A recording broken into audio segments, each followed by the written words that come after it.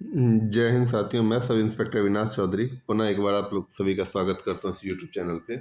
साथियों, जैसा कि मैंने बताया था कि लुसेंट की सीरीज जो मैंने शुरू की है, जिसमें मेरा एक ही मकसद है कि लुसेंट को पढ़ना कितना आसान बना दिया जाए।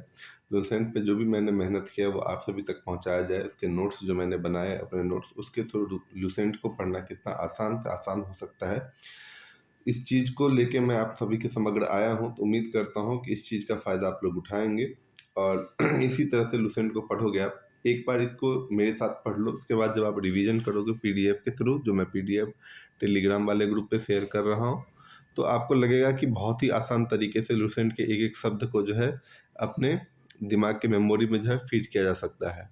तो उम्मीद करता हूँ इस चीज़ को आप सराहोगे, इस चीज़ का आप फ़ायदा उठाओगे। तो एक बार शुरू करते हैं। कल हमने बहुत हद तक जो है बातें कर ली थी। एक सेकेंड पार्ट है, ठीक है ना, तो उसको एक बार देख लेना। चलिए आते हैं अपने पीडीएफ पे जो मैंने बनाया है। इसमें कल हमने जो है कहाँ तक पढ़ लिया था, हमने जो है लॉर्ड विलियम बेंटिक तक पढ़ लिया था। एक बार छोटा सा रिवीजन रख लेता हूँ, ठीक है। बंगाल के गवर्नर में हमने रॉबर्ट क्लाइव को पढ़ा था। उसके बाद बड़े लास्ट कार्टियर और हेस्टिंग्स आए थे। हेस्टिंग पुनः जो है 1774 से 1785 तक हेस्टिंग को बनाया जाता है। फिर उसके बाद मैकफर्सन 1 साल के लिए आते हैं। कॉर्नवालिस आए थे, जिसमें हमने कॉर्नवालिस कोड अस्थायी बंदोबस्त को पढ़ा था।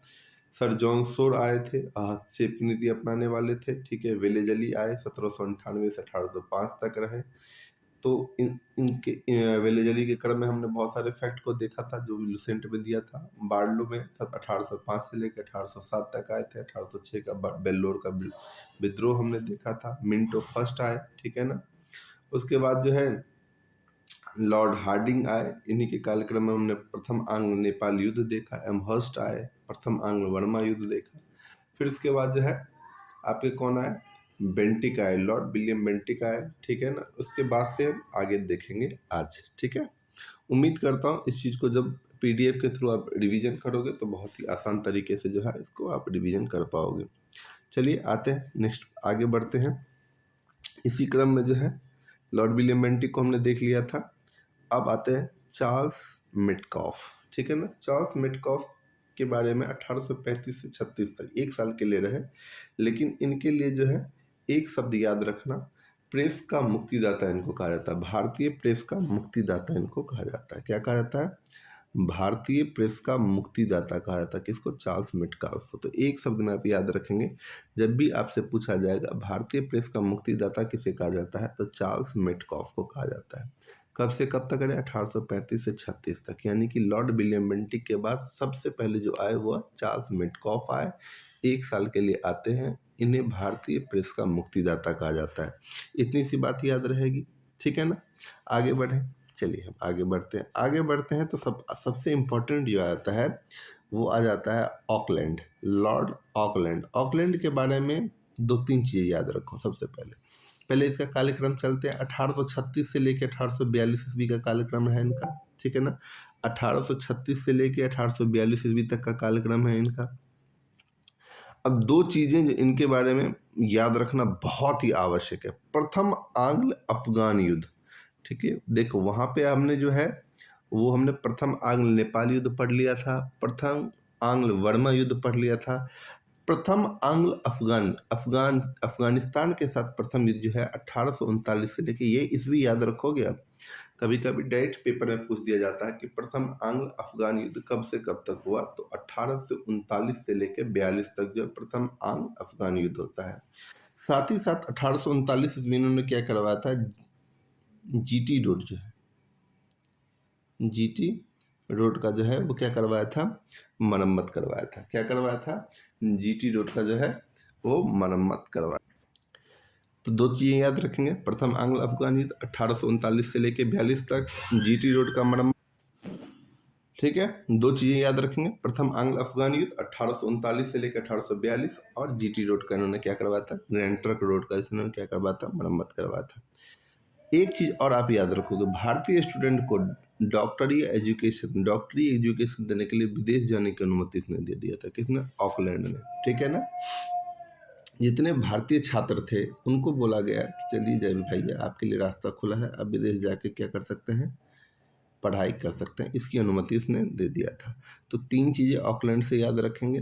प्रथम आंग्ल अफगान युद्ध 1839 से 42, जीटी रोड का मरम्मत 1842 ईस्वी में, एजुकेशन प्राप्त करने के लिए, डॉक्टरी एजुकेशन प्राप्त करने के लिए विदेश जाने की अनुमति। 3 चीज़ ऑकलैंड से।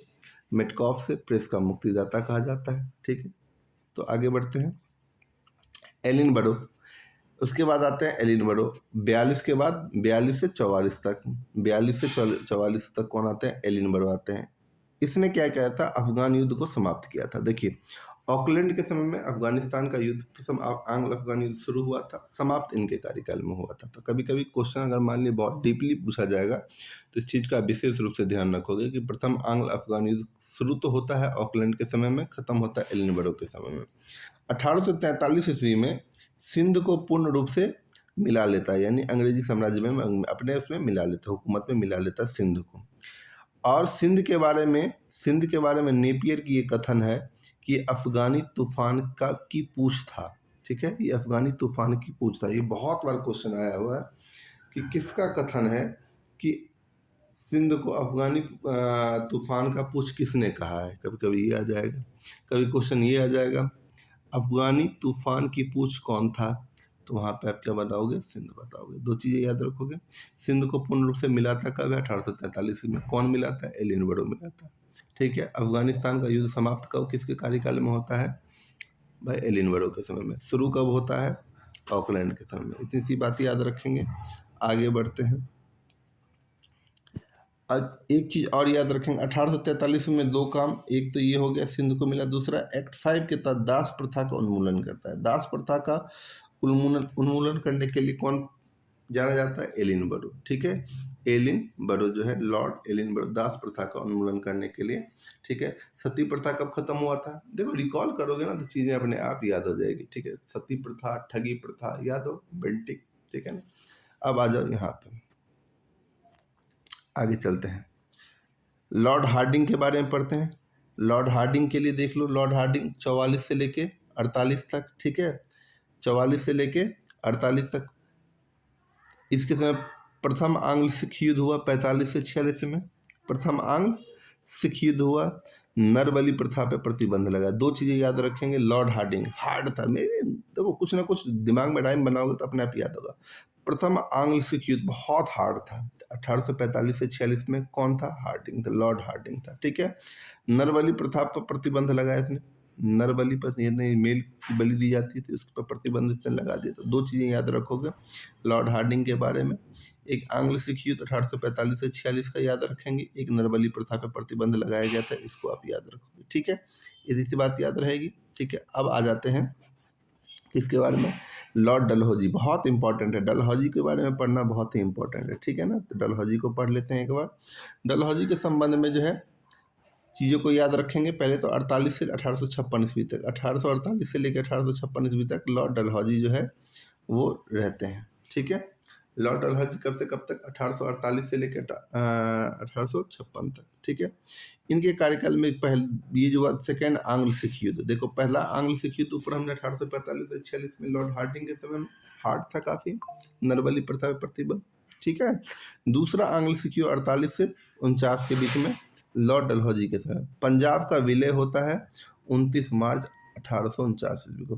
पंजाब का विलय हो जाता है 29 मार्च 1849 को। ठीक है, इनके समय में और भी युद्ध लड़े गए, इंपॉर्टेंट यहाँ से क्वेश्चन पूछा जा सकता है। द्वितीय आंग्ल वर्मा युद्ध, द्वितीय आंग्ल वर्मा युद्ध। ठीक है, 52 में सिक्किम को, अब इस यहाँ से क्वेश्चन बहुत बार पूछा गया। सिक्किम में 2 डॉक्टरों के साथ जो है, तो सिक्किम में 2 डॉक्टरों के साथ जो मतलब सही चीज़ें नहीं होती है, उसके हिसाब से जो है उसके साथ अमर्यादित चीज़ें की जाती है, जिसका आरोप लगा के 1850 में सिक्किम को जो है मिला लिया था। 2 बातें याद रखेंगे। सेकेंड आंग्ल सिख युद्ध आप याद रखोगे, द्वितीय आंग्ल वर्मा युद्ध याद रखोगे, सिक्किम को 1850 में ब्रिटिश साम्राज्य में मिलाया गया। ये 2 चीज़ें याद रखोगे। अब एक इम्पॉर्टेंट चीज़ जो है, यहाँ से एक बार क्वेश्चन आया था, सेकेंड आंग्ल सिख युद्ध के तहत 3 युद्ध लड़े गए थे। ठीक है, एक रामनगर का युद्ध लड़ा गया था, एक चिलियावाला का युद्ध रखा गया था, एक गुजरात के चिनाब नदी के किनारे जो है युद्ध लड़ा गया था। ठीक है, तो इसका डेट आप याद रखो ना रखो। तो सेकेंड जो है आंग्ल सिख युद्ध के तहत 3 युद्ध लड़े गए थे।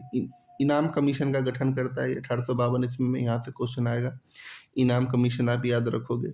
डॉक्ट्राइन ऑफ लेप्स के लिए बहुत ही ज़्यादा ये बहुत इंपॉर्टेंट है। डॉक्ट्राइन ऑफ लेप्स की नीति किसने अपनाई थी? तो लॉर्ड डलहौजी ने। डॉक्ट्राइन ऑफ लेप्स की नीति किसने अपनाई थी? लॉर्ड डलहौजी ने। अब देखिए इसके तहत किस राज्य को जो है ये स्वीकार कर, देख लीजिए एक बार।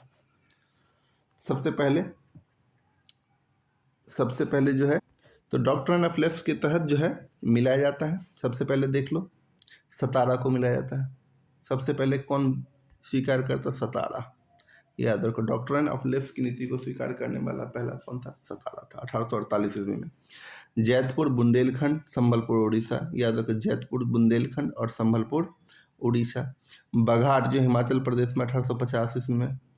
देखिए जैतपुर, संबलपुर जो 49 में। देखो ऐसे याद करते जाओ, 1848, 49 में जैतपुर, संबलपुर, बघाट 50, उदयपुर 52, झांसी 53, नागपुर 54।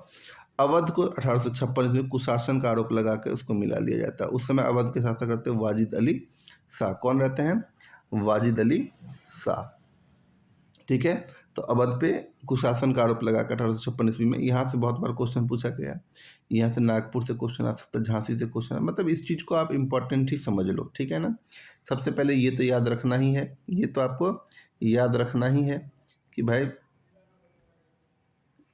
ये तो आपको याद रखना ही है कि सतारा सबसे पहले जो था कौन सा था? सतारा था।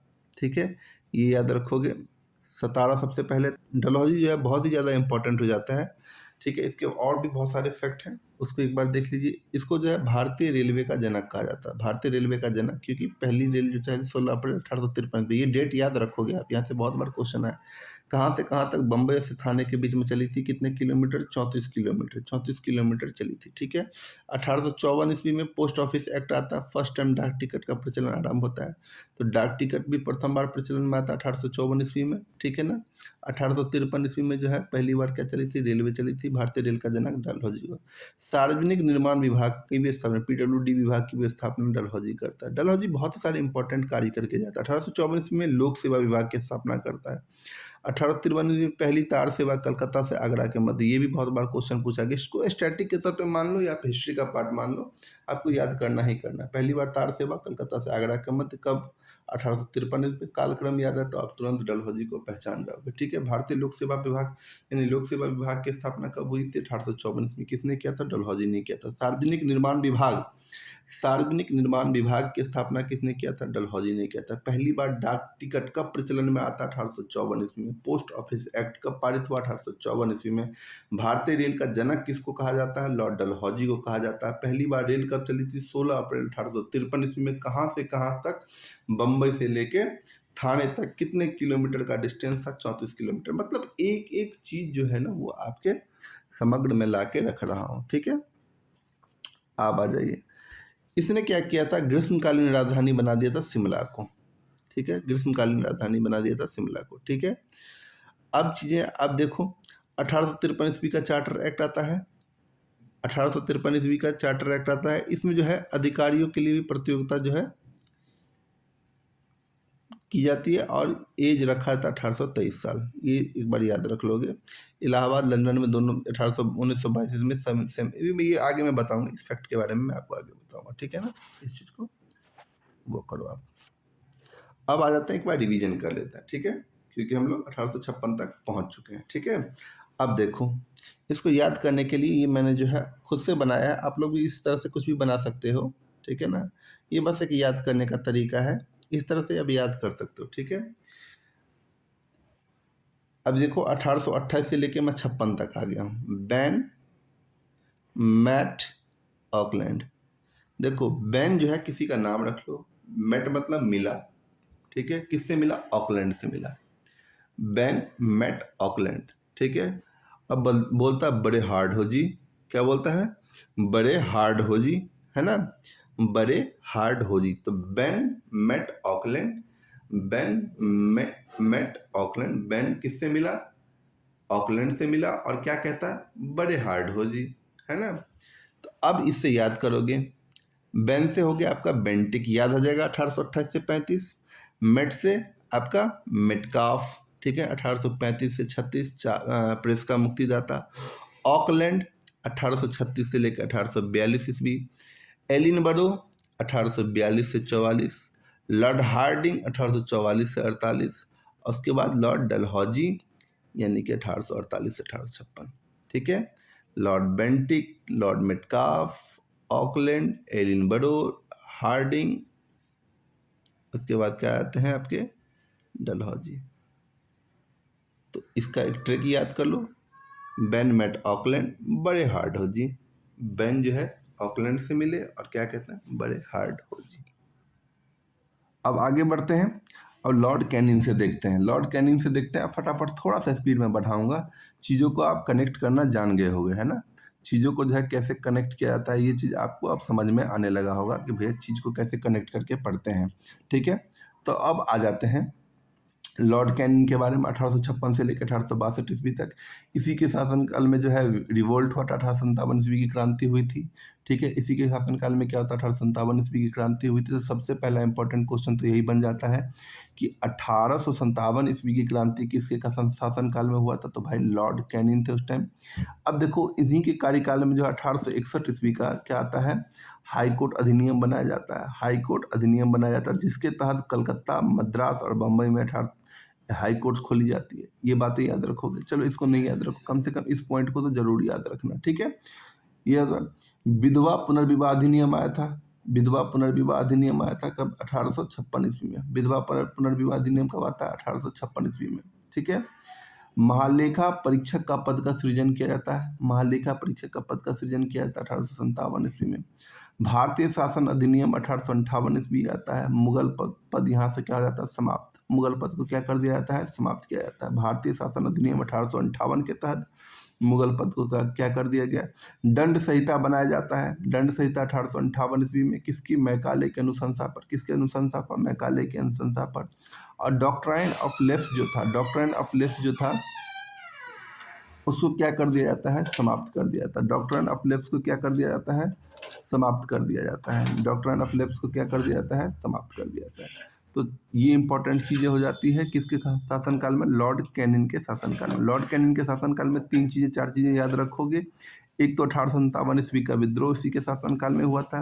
हाई कोर्ट अधिनियम बनाया गया था। विधवा पुनर्विवाह अधिनियम आया। महालेखा परीक्षक के पद का सृजन किया गया। भारत शासन अधिनियम 1858 आता है जिसके तहत मुगल पद को क्या कर दिया जाता है, समाप्त कर दिया जाता है।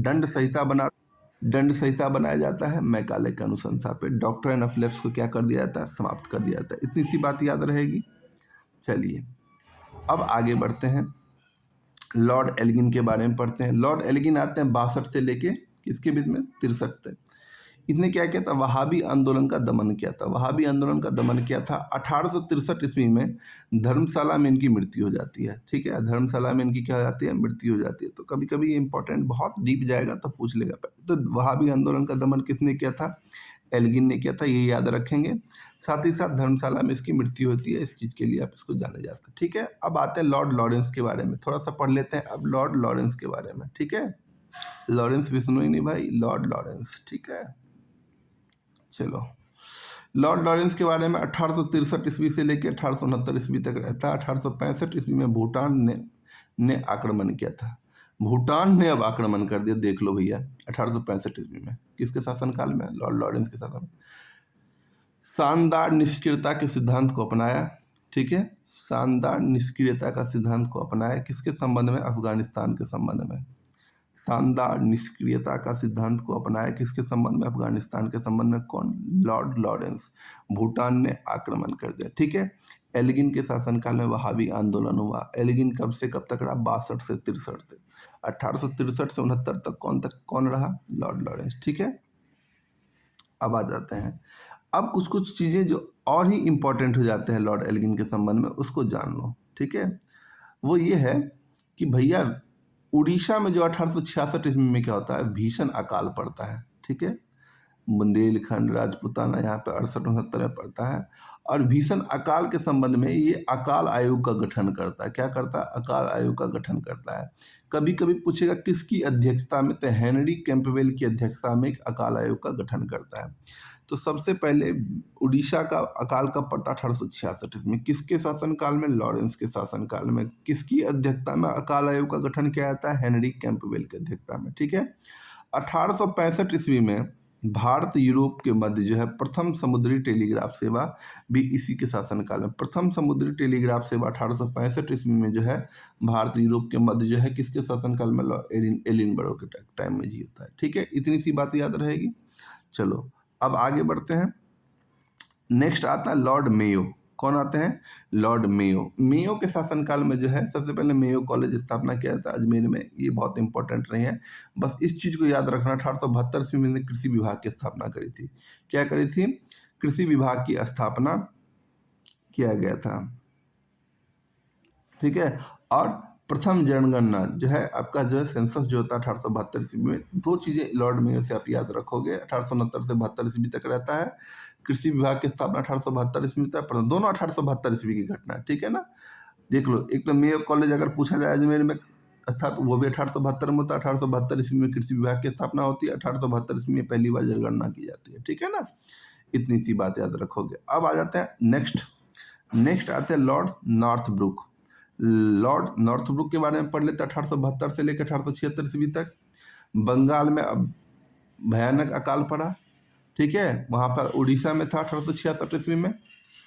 अब क्या है, इसी के साथ में पंजाब में कूक आंदोलन होता है। सुएज नहर खुला जाता है। मतलब सुएज नहर किसके कार्यकाल में खुला? तो लॉर्ड नॉर्थब्रुक के साथ मतलब कार्यकाल में। पंजाब में कूक आंदोलन इसी के कार्यकाल में हुआ था। ठीक है ना, तो ये चीजें आप जो है इसके बारे में देख सकते हो। अब आते हैं लॉर्ड लिटन। भैया अब इसको जो बहुत बहुत ध्यान से पढ़ना, यहाँ से बहुत बार क्वेश्चन पूछा जाता है। लॉर्ड लिटन जो है 76 से लेके 80 तक, 76 से लेके 80 तक। अब इसके बारे में देख लो। इसको उपन्यासकार, निबंधकार, साहित्यकार भी जाना जाता है। ठीक है, इसको ओवन मेरेडिथ के नाम से, सबसे पहले ओवन मेरेडिथ के नाम से किसको जाना जाता है? Oven Meredith. कौन? लिटन। पहली बात। 78 ईस्वी का अकाल आयोग का गठन करता है रिचर्ड स्ट्रेची की अध्यक्षता में। देखो वहां पे कौन था? 1866 ईस्वी का अकाल आयोग अलग था, ये 1878 ईस्वी का अकाल आयोग यहाँ पे कौन है? रिचर्ड स्ट्रेची की अध्यक्षता में खोली जाती है। 1 जनवरी 1870 ईस्वी में दिल्ली दरबार का आयोजन किया जाता है। महारानी विक्टोरिया को केसर हिंद की उपाधि दी जाती है। तो महारानी विक्टोरिया को केसर हिंद की उपाधि के समय में लॉर्ड लिटन ही क्या थे? वाइसराय थे। ठीक है ना, इतनी सी बात याद रहेगी। अब आ जाओ 1878 ईस्वी में। 1878 ईस्वी में वर्नाकुलर प्रेस एक्ट, इसके लिए बहुत बहुत बार क्वेश्चन आया। वर्नाकुलर प्रेस एक्ट कब आया? 1878 में। किसके कार्यकाल में आया? लॉर्ड लिटन के कार्यकाल में आया था। मेनली है सोम प्रकाश नाम का जो वो था, उस पर जो प्रतिबंध लगाने के उद्देश्य से इसको बनाया गया था। समर्थन में पाइनियर अखबार जो इसके समर्थन में आ गई थी। तो ये बहुत डिटेल में है, लेकिन अब जो वन लाइनर क्वेश्चन बनते हैं, वर्नाकुलर प्रेस एक्ट कब लाया गया, किसके कार्य का वर्नाकुलर प्रेस एक्ट कौन लाया था? लॉर्ड लिटन आया था। किस पत्रिका पे प्रतिबंध लगाने के उद्देश्य से लाया गया था? सोम प्रकाश। ये इतना याद रखोगे। ठीक है। भारतीय शस्त्र अधिनियम जो है 1878 ईस्वी में वो आया था। ठीक है। सिविल सर्विस में जो एज को 21 से घटाकर 19 कर दिया गया था। तो यहाँ से इंपॉर्टेंट फैक्ट बन जाता है। ठीक है, तो अब आ जाओ सबसे पहले लिटन के बारे में समराइज करते हैं। पहला पॉइंट, इसको ओवन मेरेडिथ कहते हैं। क्यों? उपन्यासकार था, निबंधकार, साहित्यकार था, तो इसको ओवन मेरेडिथ के नाम से जाना जाता है। ठीक है। अब देखो इसके कार्यकाल में 1878 ईस्वी बहुत इंपॉर्टेंट बन जाता है। 1878 ईस्वी बहुत इंपॉर्टेंट। 3 कार्य हुए। पहला अकाल आयोग रिचर्ड स्ट्रेची। ठीक है। Vernacular press act 1878। 1878 ईस्वी में भारतीय शस्त्र अधिनियम, तीनों 1878 ईस्वी में होता है। 1 जनवरी 1877 ईस्वी में दिल्ली दरबार, महारानी विक्टोरिया केसर हिंद। ठीक है, ये याद रखोगे। सिविल सर्विस में उम्र को 21 से 19 कर दिया गया। इतना याद रहेगा, काफी है। ठीक है, अब बढ़ते हैं लॉर्ड रिपेन की तरफ। आइए भैया लॉर्ड रिपेन को जाने थोड़ा सा। लॉर्ड रिपेन को जब आप जानोगे तो देखोगे लॉर्ड रिपेन 80 से कब तक रहे? 84 तक। 80 से कब तक रहे? 84 तक रहे। तो 80 से 84 तक क्या क्या हुआ भैया? सबसे पहले इसने क्या किया? 82 में क्या कर दिया? वर्नाकुलर प्रेस एक्ट को क्या बोल दिया? खत्म, समाप्त करो इसको। ठीक है। स्थानीय स्वशासन का जनक कहा जाता है। 1881 ईस्वी में नियमित जनगणना। देखो लॉर्ड मेयो के शासनकाल में पहली बार 1872 ईस्वी में हुआ था। अब 81 में नियमित जनगणना होता है। इस जनगणना में जो है हैदराबाद राजपूतानों को नहीं जोड़ा जाता है, ठीक है। सिविल सर्विस की एज को इसने फिर से वापस क्या कर दिया, 19 से 21 कर दिया, ठीक है। इससे पहले हमने लिटन के समय में देखा था 21 से 19 कर दिया था, इसने वापस 19 से 21 कर दिया।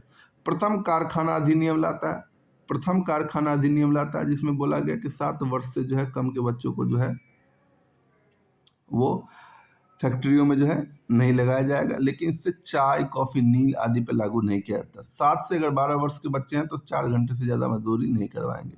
हंटर आयोग लेके आता है, ठीक है ना, हंटर आयोग लेके आता है, ठीक है ना, इसको याद रखना। विलियम हंटर के देखता है, ये शैक्षणिक सुधार के संबंधित है। हंटर आयोग का संबंध किससे था, शिक्षा से था। इल्बर्ट बिल लेके आता है 83 में, श्वेत विद्रोह, ठीक है ना। इसको भारत का उद्धारक कहा किसने, फ्लोरेंस नाइटिंगेल ने। फ्लोरेंस नाइटिंगेल ने लॉर्ड रिपेन को भारत का उद्धारक कहा। भारत का उद्धारक किसने कहा, ये क्वेश्चन यहाँ से बहुत बार क्वेश्चन बना, तो इसको एक बार याद रखोगे। तो यहाँ पे खत्म होता है आपका लॉर्ड रिपेन। आगे बढ़ते हैं, अब डफरिन के बाद। डफरिन जो बहुत डफर आदमी था यार, डफरिन जो था वो बहुत डफर आदमी था। चलो ऐसे कहने वाली बात है। डफरिन जो 1884 से लेके 1888 ईस्वी तक रहा, ठीक है। इसमें जो सबसे इंपॉर्टेंट क्वेश्चन आता है, यहाँ से एक बार क्वेश्चन आया हुआ कि इंडियन नेशनल कांग्रेस की स्थापना कब होती है, 28 दिसंबर 1850 ईस्वी को ह्यूम के द्वारा। ये डफरिन के शासनकाल में होता है, ठीक है ना। थर्ड आंग्ल बर्मा युद्ध 85 से 88। देखो प्रथम आंग्ल बर्मा युद्ध, यांडवू की संधि याद होगा आपको, 1824 से 26। द्वितीय आंग्ल बर्मा युद्ध याद करो, कनेक्ट करो, जैसे जिक्र है 52 1852। तीसरे आंग्ल बर्मा युद्ध 1885 से 88, अंतिम रूप से अंग्रेजी राज्य में मिला दिया गया बर्मा को डफरिन के शासनकाल में, ठीक है। बंगाल, अवध, पंजाब में टेनेंसी एक्ट लेके आता है, ठीक है। तो दो चीजें याद रखोगे, एक आंग्ल बर्मा युद्ध थर्ड वाला, और दूसरा आप इंडियन नेशनल कांग्रेस की स्थापना लॉर्ड डफरिन के कार्यकाल में होता है। इस चीज को आप एक बार ध्यान में रखोगे, ठीक है।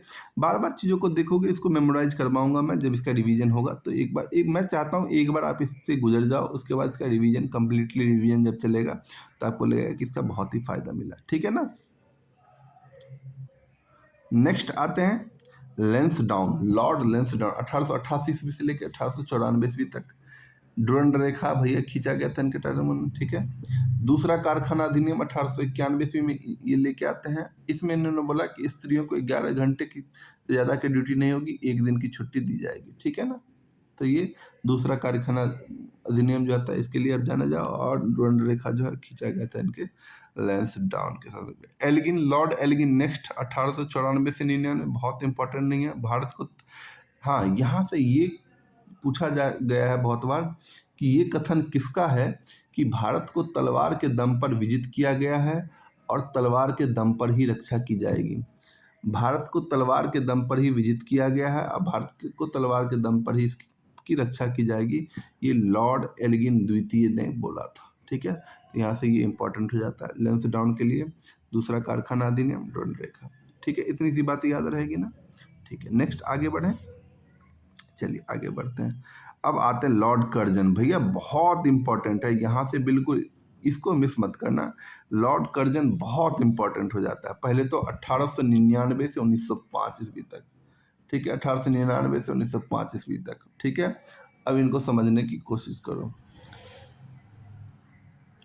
इनको समझने की। सबसे पहले स्थानीय स्वशासन पर इसने क्या किया, आघात किया, ठीक है ना। 1899 में दो कार्य इसने किया, कलकत्ता कॉरपोरेशन अधिनियम लेके आया, ठीक है, और भारतीय टंका, ठीक है, और पत्र मुद्रा अधिनियम पारित किया।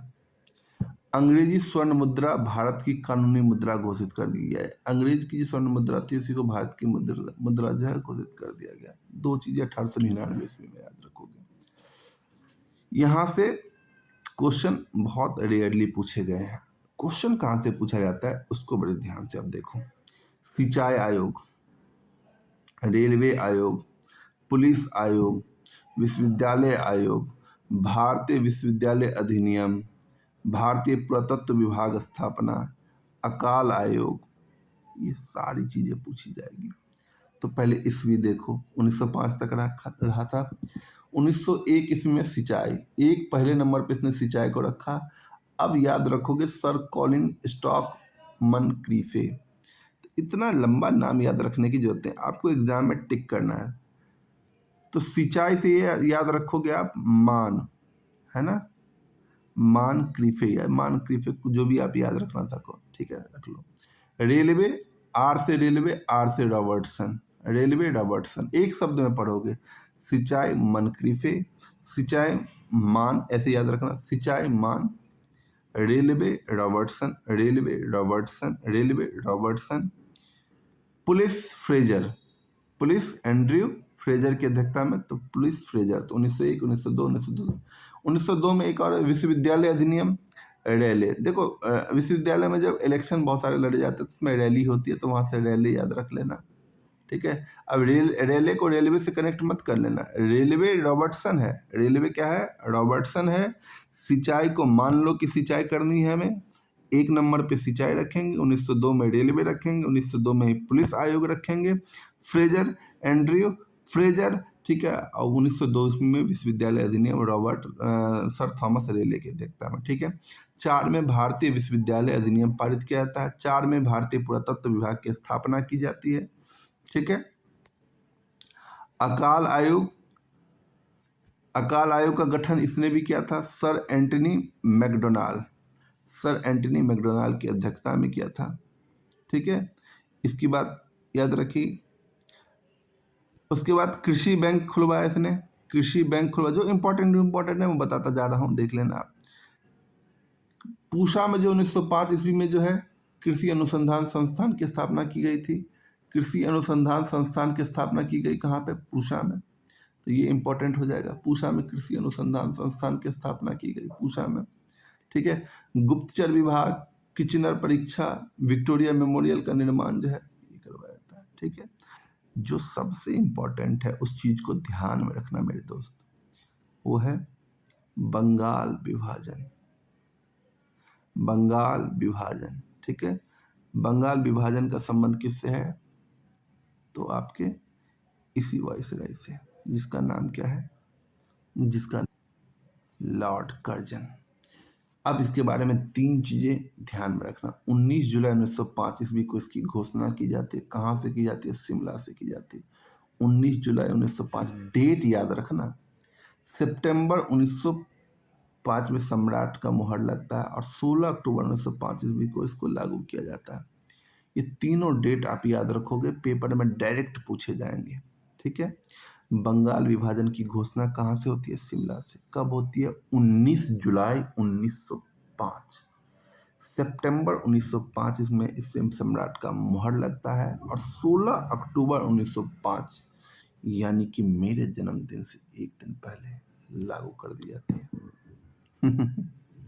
तो भैया 1905 तक हम लोग पहुंच गए। 1905 से लेकर 1910 फटाफट खींचते हैं। 1905 लॉर्ड मिंटो सेकेंड, मिंटो प्रथम याद रहेगा आपको, मिंटो सेकेंड 1905 से 1910। मुस्लिम लीग की स्थापना इसी के कार्यकाल में हुई थी 1906 ईस्वी में। तो आपसे कभी कभी क्वेश्चन डीपली पूछ दिया जाए, मुस्लिम लीग की स्थापना के समय वाइसराय कौन थे, तो लॉर्ड मिंटो सेकेंड थे। आगा खान सलीमुल्लाह खान का नाम याद रखोगे। सूरत अधिवेशन याद होगा आपको, कांग्रेस का विभाजन 1907 ईस्वी में लॉर्ड मिंटो सेकेंड था। आंग्ल एवं रूसी प्रतिनिधि मंडल के बीच में बैठक हुई थी, यानी एक तरफ तो आंग्ल और रूसी प्रतिनिधि मंडल के बीच में बैठक हुई थी। मुसलमानों के लिए जो है अलग निर्वाचन व्यवस्था, मार्लियामेंटो सुधार लाया गया था। तो मार्लियामेंटो सुधार आप पॉलिटी में पढ़ोगे तो यहाँ से 2-3 चीजें याद रखोगे कि मुस्लिम लीग की स्थापना के समय कौन था वायसराय, सूरत अधिवेशन के समय में कौन था, ये याद रखोगे। नेक्स्ट आगे बढ़ते हैं, इसको देख लें।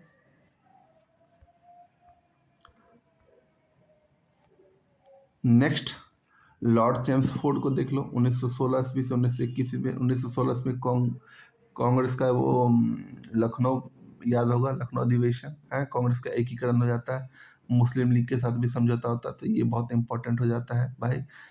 लखनऊ सेशन में वायसराय कौन थे, तो यहाँ से पूछा। अब 2 इंपॉर्टेंट फैक्ट है, उसको देख लो। 1916 में पूना में महिला विश्वविद्यालय की स्थापना। सैडलर आयोग का संबंध किससे, शिक्षा से। सैडलर आयोग का गठन किसने किया था, चेम्सफोर्ड ने किया था। 1919 ईस्वी का रॉलेट एक्ट, अब ये बहुत इंपॉर्टेंट है। रॉलेट एक्ट के समय वायसराय कौन थे, चेम्सफोर्ड थे। 13 अप्रैल 1919 ईस्वी को जलियांवाला बाग हत्याकांड के समय में कौन था? जेम्स फोर्ड थे। खिलाफत, इसी में खिलाफत आंदोलन, असहयोग आंदोलन सब हो जाता है इन्हीं के शासनकाल में। थर्ड अफगान वॉर भी इसी के समय में हुआ था, तो ये याद रखेंगे। लॉर्ड चेम्सफोर्ड के शासनकाल में जो इंपॉर्टेंट चीजें हैं, कांग्रेस का एकीकरण, पूना में महिला विश्वविद्यालय की स्थापना, सेटलर आयोग का गठन, रॉलेट एक्ट का पारित होना, रॉलेट इसी के विरोध में जो है 13 अप्रैल 1919 जलियांवाला बाग का हत्याकांड का होना, खिलाफत आंदोलन का जो असहयोग आंदोलन सब इसमें। नेक्स्ट आगे बढ़ते हैं। लॉर्ड रीडिंग 1921 से लेकर 1926 ईस्वी तक, 1921 से लेकर 1926 ईस्वी लॉर्ड रीडिंग। मोपला का 1921 ईस्वी में मोपला विद्रोह, भारतीय communist party M N Roy का गठन, मतलब भारतीय कम्युनिस्ट पार्टी का गठन होता है। मोपला विद्रोह के शासनकाल में 1921 ईस्वी में होता है। प्रिंस ऑफ वेल्स नवंबर 1921 में भारत की यात्रा पे आता है। 5 फरवरी 1922 ईस्वी को चौरी चौरा कांड आप जानते हो ना, चौरी चौरा कांड के बारे में पढ़ाई होगा आपने, वो इसी के हार्डिंग रीडिंग के शासनकाल में जो होता है, ठीक है। इलाहाबाद में सिविल सर्विस का एग्जाम 1922 ईस्वी में बताया था, वो शुरू हो जाता है। 1923 स्वराज पार्टी जो है की स्थापना होती है 1923 ईस्वी में, तो उस समय जो लॉर्ड रीडिंग, इस सब के बारे में देखिए, जो चीज़ें मैं आगे बढ़ा रहा हूँ ना, इसके बारे में हमको आगे पढ़ना है, ठीक है ना, आगे पढ़ना, वहाँ पे आपको चौरी चौरा कांड क्या था वो मैं बताऊंगा आपको, ठीक है ना। स्वराज पार्टी का गठन किसने किया, कब क्या, किन परिस्थितियों में हुआ, वो तमाम चीज़ें डिस्कस की जाएगी। आपको बस ये याद रखना है इस समय में वायसराय कौन था, बस इतना आपको भी याद रखना है, ठीक है। नेक्स्ट आगे बढ़ते हैं। लॉर्ड इरविन को देख लिए 1926 से 31 तक, ठीक है, 1926 से 31 तक, ठीक है। अब इसको समझने की कोशिश, इसको देखिएगा तो इसमें भाई सबसे पहले साइमन कमीशन 3 फरवरी 1928 में बम्बई पहुंचा था सबसे पहले। 1929 में दिल्ली असेंबली हॉल में बम फेंका गया, याद होगा आपको। ये सारी घटनाएं मैं बताऊंगा। साइमन कमीशन, दिल्ली असेंबली में बम फेंका, लाहौर जेल में जतिन दास भूख हड़ताल कर रहे थे। 13 जुलाई 1929 से लेकर 13 सितंबर 1929 ईस्वी तक 64 दिन तक करते हैं, फिर उनकी मृत्यु हो जाती है। 1929 में लाहौर अधिवेशन कांग्रेस यानी पूर्ण स्वराज का लक्ष्य रखा गया। लाहौर अधिवेशन ये बहुत इंपॉर्टेंट है, तो कभी कभी क्वेश्चन पूछ देगा लाहौर अधिवेशन के समय वाइसराय कौन थे, तो भाई लॉर्ड इरविन थे। 26 जनवरी 1930 ईस्वी को स्वतंत्रता दिवस मनाया जाता है, ठीक है। लाहौर अधिवेशन के बाद ही ये चीजें होती है। सविनय अवज्ञा आंदोलन के बारे में देख लो, सविनय अवज्ञा आंदोलन के बारे में देख लीजिए, ये सब हम पढ़ेंगे आगे। जो 5 मई 1930 ईस्वी को, ठीक है, 5 मई 1930 ईस्वी को गांधी जी गिरफ्तार, 25 मई 1931 ईस्वी को फिर रिहा होते हैं, ठीक है। राउंड टेबल जो प्रथम राउंड टेबल जो गोलमेज सम्मेलन होता है 12 नवंबर 1930, ये डेट याद रखना मेरे भाई। प्रथम round table Gandhi Irwin pact होता है 4 मार्च 1931 ईस्वी को। सविनय अवज्ञा आंदोलन को क्या कर लिया जाता है, वापस स्थगित कर दिया जाता है। सविनय अवज्ञा आंदोलन को जो है स्थगित कर दिया जाता है। तो ये चीजें इनसे संबंधित है, इसको याद रखना, ठीक है। नेक्स्ट आगे बढ़ते हैं। लॉर्ड वेलिंगटन 1831 से लेकर 36, 7 सितंबर से 1 दिसंबर 1931 सेकेंड राउंड टेबल कॉन्फ्रेंस, यानी फर्स्ट राउंड टेबल कॉन्फ्रेंस जो होता है वो इरविन के शासनकाल में होता है। गांधी इरविन पैक्ट 4 मार्च को होता है। सेकेंड राउंड टेबल कॉन्फ्रेंस कब से कब तक होता है, तो फर्स्ट राउंड टेबल कॉन्फ्रेंस जो है इरविन के शासनकाल में हुआ था। सेकेंड राउंड टेबल कॉन्फ्रेंस की अगर बात करते हैं तो आप एक बार देख लोगे, वो 7 सितंबर 1931 से लेकर 1 दिसंबर 1931 तक जो है किसके शासनकाल में, तो वेलिंगटन। 3 जून 1932 ईस्वी को second round table civil disobedience movement start हो जाता है। 16 अगस्त 1932 ईस्वी को सांप्रदायिक पंचायत लाता है एलएमजे मैकडोनाल्ड। यहाँ से बहुत बार क्वेश्चन बना, तो इसको इस डेट को आप याद रखो कि 16 अगस्त 1932 ईस्वी को सांप्रदायिक पंचायत घोषणा होती है एलएमजे मैकडोनाल्ड के साथ। गांधी आमरण उपवास पे बैठ जाते हैं, पूना पैक्ट होता है 24 सितंबर 1932 ईस्वी को, ठीक है। तो ये चीज़ें जो है इंपॉर्टेंट हो जाती है, जो एक बार आप ध्यान। नेक्स्ट आगे देखिए, 17 नवंबर 1924 से लेके 24 दिसंबर 1932 थर्ड राउंड टेबल, तो एक पहला राउंड टेबल, दूसरा round table, third round table, तीनों का जो है आप टाइमलाइन याद रखोगे, ठीक है। उसके Gandhi Irwin pact, Poona pact, ये सब आप याद रखो। 1934 में बिहार में भयंकर अकाल आया था। अब भारतीय सरकार अधिनियम 1932 ईस्वी जो है पास किया गया। भारत सरकार अधिनियम 1935 ईस्वी जो है इसी के कार्यकाल में जो है पास हुआ था। लॉर्ड वेलिंगटन 1915 ईस्वी में कांग्रेस बम्बई अधिवेशन में हिस्सा लिया था। एक बार वो देख लेना कि कौन सा ऐसा था वायसराय भारत का जो कांग्रेस के बम्बई अधिवेशन में हिस्सा लिया था, तो वो वेलिंगटन था 1915 वाले में। ठीक है, उसकी अध्यक्षता स्वतंत्र प्रसाद सिन्हा ने किया था। ठीक है, आगे बढ़ो। नेक्स्ट, लॉर्ड लिनलिथगो 1936 से लेकर 1936 से लेकर 1943 ईस्वी तक। ठीक है, 1936 से लेकर 1943 ईस्वी तक। इसको याद करने का तरीका, इसी के समय में जो चुनाव हुआ था, 11 में से 8 प्रांतों में कांग्रेस को जो है सफलता मिली थी। ठीक है, 11 प्रांतों में से 8 प्रांतों में जो है कांग्रेस को सफलता मिली थी। बम्बई, मद्रास, बिहार, संयुक्त प्रांत, मध्य प्रांत, उड़ीसा, असम, पश्चिम का स्पष्ट बहुमत मिला था। ठीक है, कहाँ कहाँ नहीं मिला? बंगाल में नहीं मिला, असम में नहीं मिला, पंजाब में नहीं मिला, सिंध में नहीं मिला, उत्तर पश्चिम सीमा प्रांत में नहीं मिला, स्पष्ट बहुमत नहीं मिला। 1 सितंबर 1939 को सेकेंड वर्ल्ड वॉर था। फर्स्ट वर्ल्ड वॉर मैंने बताया था। ठीक है, 1 मई 1939 को फॉरवर्ड ब्लॉक, सुभाष चंद्र बोस, याद रहेगा आपको। फॉरवर्ड ब्लॉक, सुभाष चंद्र बोस को याद रखोगे आप। 1 मई 1939 को फॉरवर्ड ब्लॉक की स्थापना होती है, पार्टी की स्थापना होती है। मार्च 1940 में लीग के लाहौर अधिवेशन में पाकिस्तान, अब यहाँ पे देखो ये बहुत इंपॉर्टेंट बन जाता है, लॉर्ड लिनलिथगो के शासनकाल में ये इंपॉर्टेंट हो जाता है। लीग का लाहौर अधिवेशन होता है, लीग का जो है लाहौर अधिवेशन होता है। पाकिस्तान की मांग उठती है, प्रारूप तैयार होता है ना।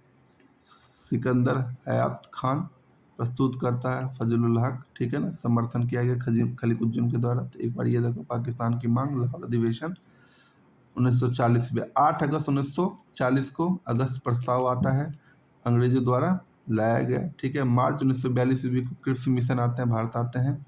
ठीक है, 9 अगस्त 1942 ईस्वी को जो है 9 अगस्त 1942 ईस्वी को जो है गांधी ने भारत छोड़ो आंदोलन, अगस्त क्रांति, जिसको अगस्त क्रांति के नाम से भी भारत छोड़ो आंदोलन वो होता है। 1947 में भारत में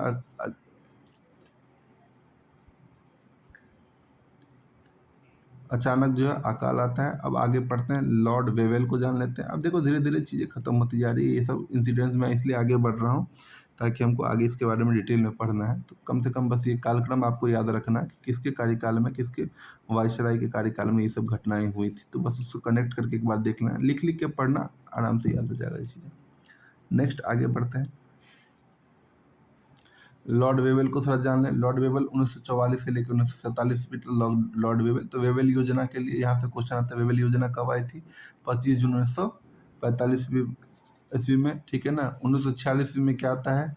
कैबिनेट मिशन भारत आता है। कैबिनेट मिशन के ये याद रखना, Stafford Cripps, Pethick Lawrence, A V Alexander. ठीक है ना, 3 लोग थे कैबिनेट मिशन संबंधित। अध्यक्ष कौन था? आप लोग बताओगे कमेंट करके कि कैबिनेट मिशन का अध्यक्ष कौन था। 1946 में आता है। इसके टाइम में जो है वायसराय कौन होता है? लॉर्ड वेवेल होता है। ठीक है, वेवेल योजना कब आती है? 25 जून 1945 ईस्वी को, 25 जून 1945।